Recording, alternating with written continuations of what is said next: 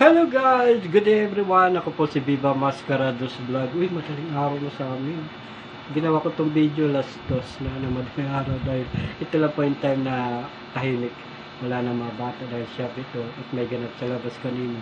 But anyway guys, in behalf of Viva Family, gusto namin batiin ng happy birthday. Isa sa malapit sa puso siyempre ni Viva Mascarados yan. Si Ma'am Criselda Whitey na nagsiselebrate ng birthday niya ngayon. Isa sa mga nire-respetong member ng Team Volleyball yan. At sa Viva siyempre, si Ma'am Criselda Whitey. Diba? Kita naman natin, napakasimple niya lang. Uy, ang tagal namin nagkasama, pero never pa naitanong sa kanya pala yung anong ibig sabihin ng Whitey dyan sa channel niya. Diba, Criselda Whitey, napakasimple niya na ginawa. Katulad din ng buhay niya, simpleng tao lang si Ma'am Criselda.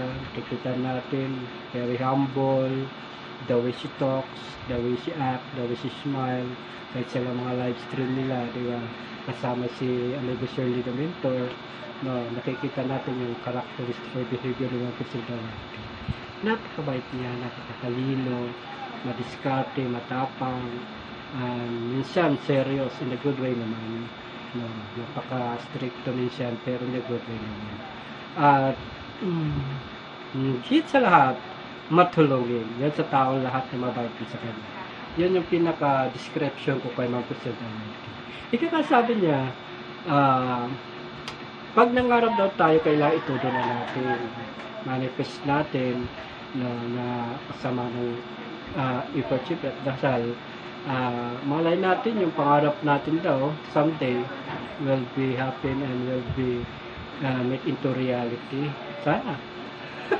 Pag nangandoy si Viva, i-manifest ko na lang na sana magiging totoo.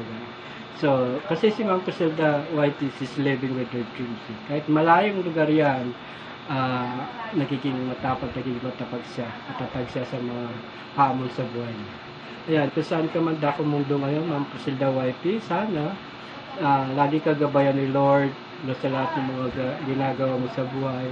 Ilayo ka sa tukso, sa kapamahakan, yung laging malusog o laging malakas, iwas sakit. Di ba? Dahil mahirap na pagkasakit pag nasa ibang bansa.